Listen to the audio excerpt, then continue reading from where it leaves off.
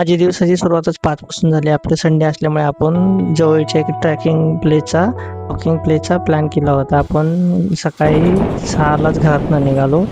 ते साधारण 6:15 पोहोचलो. म्हणजे माझ्या घरापासून 5 ते 10 मिनिटाचं अंतर आहे. स्वामीनारायणच्या बाजूला जी टेकडी आहे तिथं आपण ह्याच्यासाठी गेलतो. तिथं आपण ट्रेक केला. भरपूर लोक होते ट्रेक करत होते. आपण पण ट्रेक केला. निसर्ग खूप चांगला आहे. थंड हवा होती. बरेचशी लोक एक्सरसाइज करत होती. काही लोक क्रिकेट खेळत होते आता.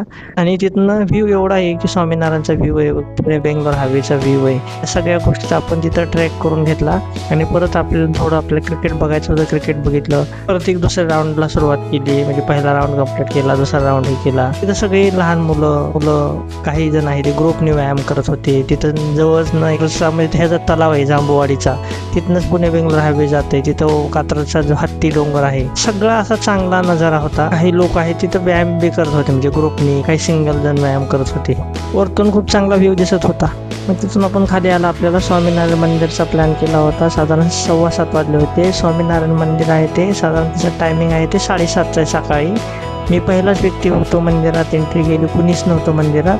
तोपर्यंत मी 10 मिनटं मंदिरात बसलो. तर बाकी जी त्यांची कम्युनिटी आहे स्वामीनारायण मंदिर कमिटीची, ती त्यांची लोक आली. आत गेलो मंदिरात. तर मंदिर आतलं पुजारी काहीतरी पूजा करत होते, पण मंदिरचे दरवाजे आहे ते बंद होतं. थोड्याच वेळात जे आहे ते आत लोक बसले होते, त्यांच्यासोबत आरती झाली. तोपर्यंत 8 वाजल्या होत्या. बाहेर कोणीच नव्हतं. बाहेर मी एकटंच होतो. मग बाहेर मी सगळ्या परिसराचा फेरफटका. मंदिर कसं आहे, काय प्रसन्न वातावरण होतं. सकाळचे 7:30 थंड हवा आणि खूप तिथं प्रसन्न वाटलं. मंदिरात खूप चांगलं वाटतंय, कारण मंदिर खूप फ्रेश आहे. आणि तिथलं ती व्ह्यूचा इफेक्ट आहे, लाइटिंग वगैरे, म्हणजे नॅचरल लाइटिंग, जी सूर्यप्रकाशाने जे मंदिर चमकते, तिथलं जे व्ह्यू दिसतोय तो अफलातून आहे. मग मनसोक्त मंदिरात फोटो वगैरे आणि फिरून घेतलं, कारण कुणीच नव्हती, गर्दी कोणीच नव्हती, काय नव्हती. तिथून मला निघायचा प्लॅन करायचा होता. साधारण आता 8 वाजल्या होत्या, कारण 8 वाजता मला मंदिरातनं बाहेर पडायचं होतं, कारण मला घरी जायचं होतं.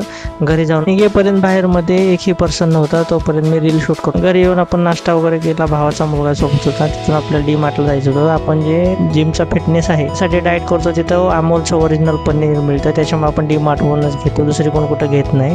कारण जे आहे ते मिक्स वगैरे असू शकतं किंवा डुप्लिकेट असू शकतं त्याच्यामुळे. आणि आपण ताक वगैरे दही डेली घेतो. तर आपल्याला पॉडकास्ट आपण रूम तयार करतो, त्यासाठी आपल्याला लायटिंग घ्यायची होती.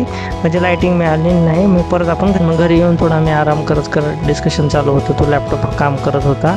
काही जी मायक्रोसॉफ्टचे फ्री जी सॉफ्टवेअर आहे ती व्हिडिओ एडिटिंगची, त्या संदर्भात डिस्कशन चालू होतं. मग ओव्हरऑल व्हिडिओ आपण कसं काढतो, काय कुठं आपण काही चुका झाल्या, मी त्याला काय सांगत होतो, जेणेकरून आम्हाला ते पुढच्या व्हिडिओमध्ये करेक्ट करता येईल.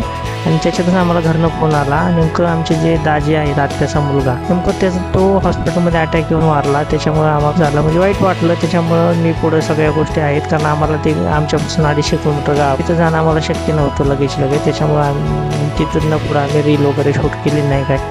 परत आपल्याला ती व्हिडिओ एडिट करून आपल्याला त्याला व्हॉइस ओव्हर द्यायचा होता. साधारण रात्री 12 वाजल्या आणि आपल्या ह्या दिवसाच्या आज इथे